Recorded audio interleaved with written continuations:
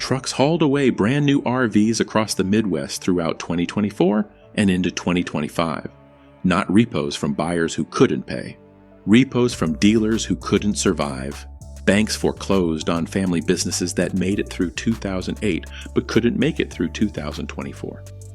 While this was happening, 3.1 million Americans decided to ditch traditional homes and go mobile.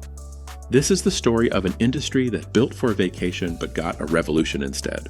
A family outside Indianapolis sold their house in summer 2022. The spreadsheet looked perfect. Old life, $2,800 a month. New life in an RV, $1,900. 2 kids, 2 remote jobs. They hit the road, coffee by mountain lakes. Kids learning geography by actually being there. Then February, just outside Tucson. Transmission failed. Tow, $600. Repair, $6,000. 3 months of their budget. They weren't prepared for propane refills adding up. A cracked windshield in New Mexico, a blowout in Utah that meant 4 new tires. Gas prices kept climbing. Each hit drained their emergency fund a little more. Their daughter asked her mom, "Why do we always have to say goodbye?" The spreadsheet said $1,900 a month. Reality ran closer to $2,400 when you count what nobody tells you about. By December, they're in a national forest, stringing Christmas lights across the awning. The mom wrote, "We traded a house for a home that moves. It's not always easy,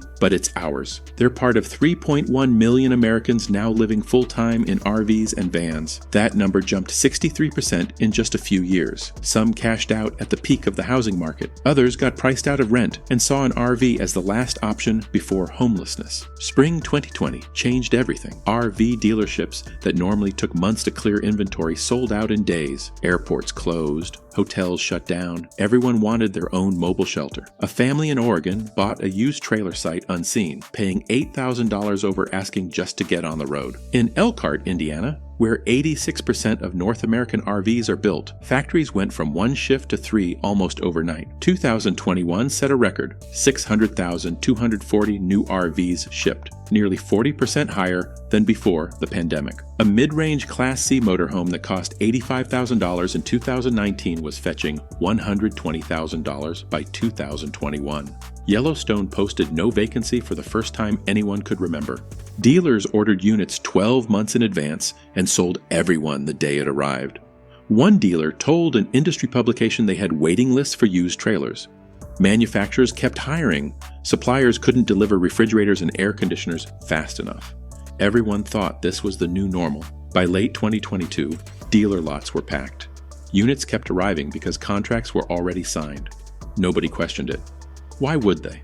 Sales had been bulletproof for 2 years straight. 2024 told a different story.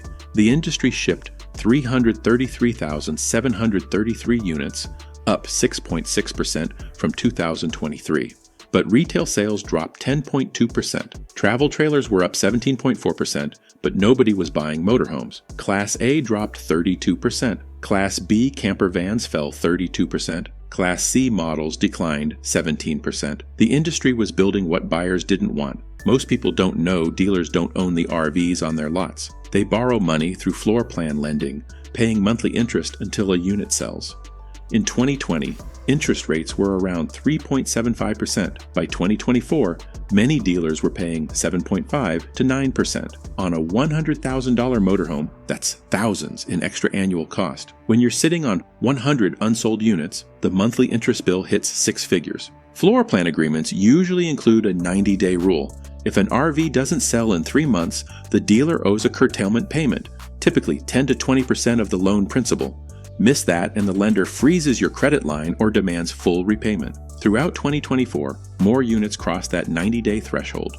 RV Sales of Broward in Florida filed bankruptcy in January 2024. Dealers across Iowa, upstate New York, throughout the Midwest started sending brand new units to auction. Not used trade-ins, brand new RVs with plastic still on the seats, window stickers still attached. Auction clearance rates used to run around 80%. By late 2024, they dropped to 56 to 62%. One dealer in Des Moines watched 90 units go to auction in a single day. Most sold at 18% under what he owed the bank. An executive at a major auction house said nearly 30% of their volume by year's end was lender-owned repos, triple the normal share. The manager at a large Elkhart dealership remembered the meeting where they decided to slash prices 40% off sticker. Half the staff said it would destroy the brand. He told them the alternative was bankruptcy. The phone started ringing after the markdown, mostly bargain hunters who knew dealers were desperate. Each sale brought a loss, but the alternative was worse. Mounting interest, curtailment payments coming due, lenders calling, the pain hit independents hardest. Camping World, the largest RV retailer in the country, carried over $500 million in inventory financing by the end of 2024. They survived by shifting to used sales and cutting staff. A family-run lot in Iowa that had been selling RVs since the 1970s didn't have that option. Their bankruptcy filing was 2 sentences. Interest doubled, sales halved.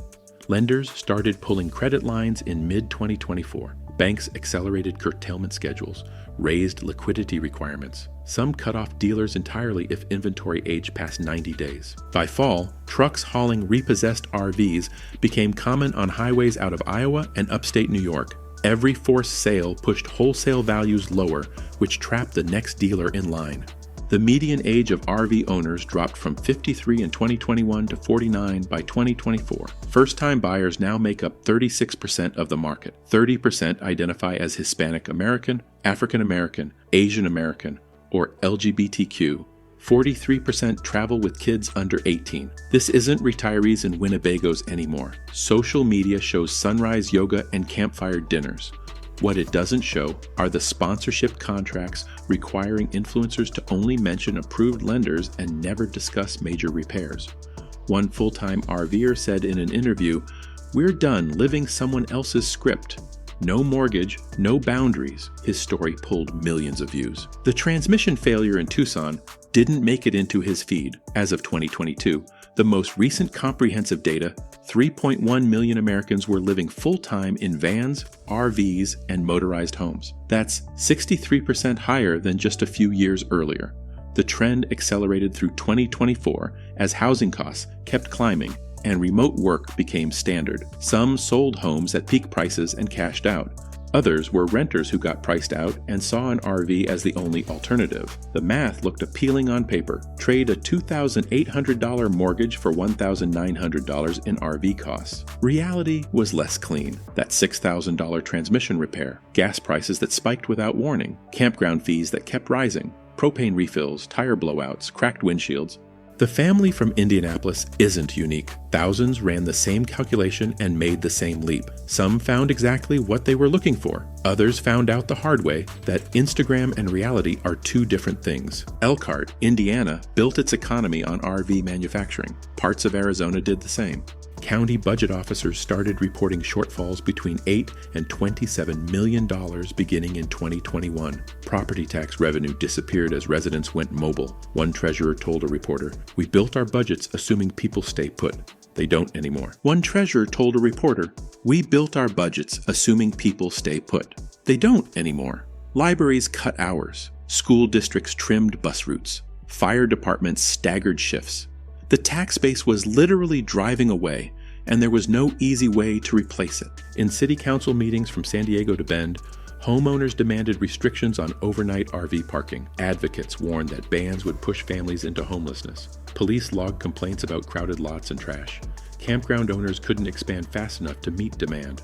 A 2023 Sierra Club analysis found full-time RV households emit over 30% more carbon dioxide than people in energy-efficient homes, especially diesel rigs logging thousands of miles annually. RVers said they use less water, fewer consumer goods, often run solar panels and off-grid setups. Neither side convinced the other.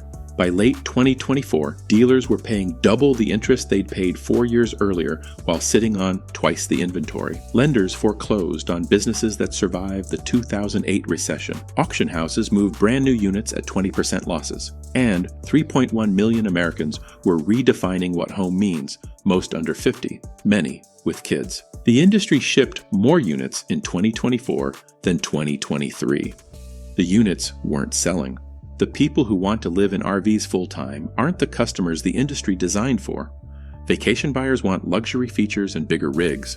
Full-timers need reliability, better fuel economy, layouts that work for daily living. Class A motorhomes, the luxury end of the market, dropped 32% in 2024. Class B and C weren't far behind. Travel trailers went up 17.4%, but dealers couldn't move them fast enough to cover the interest accumulating on their floor plan loans. Some independents that had been around 40 or 50 years shut down quietly. No press release, just locked doors and a for sale sign. Counties are losing millions in tax revenue with no replacement strategy. Banks are trying to figure out how to finance mobile citizens who don't fit traditional lending models.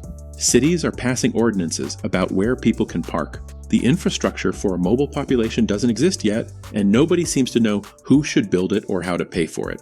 Camping World will survive because they're big enough to absorb losses across hundreds of locations. The family lot in Iowa that sold RVs since the 1970s couldn't. The math was simple and brutal. Double the interest, half the sales.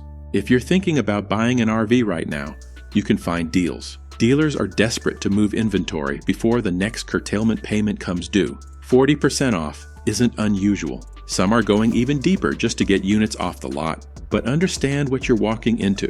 The Instagram version and the transmission failure in Tucson version are two different things. The spreadsheet might say $1,900 a month.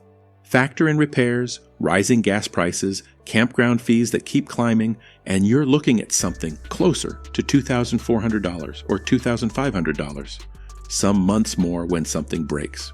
3.1 million people decided it was worth it. They gave up fixed addresses, stable school districts, birthday parties with the same neighbors. They got mountain sunrises, flexibility, a different kind of freedom. They also got surprise repair bills and the challenge of building community when you're never in the same place twice. The RV industry thought the pandemic boom was permanent. It wasn't. The lifestyle shift might be. That's the tension nobody's figured out how to resolve. The market's correcting. The movement isn't stopping. Somewhere in that gap is where the next chapter gets written. Drop a comment if you're considering the RV life, or you've got questions about what's actually happening in this market. And if this breakdown helped, hit subscribe. This story isn't close to over.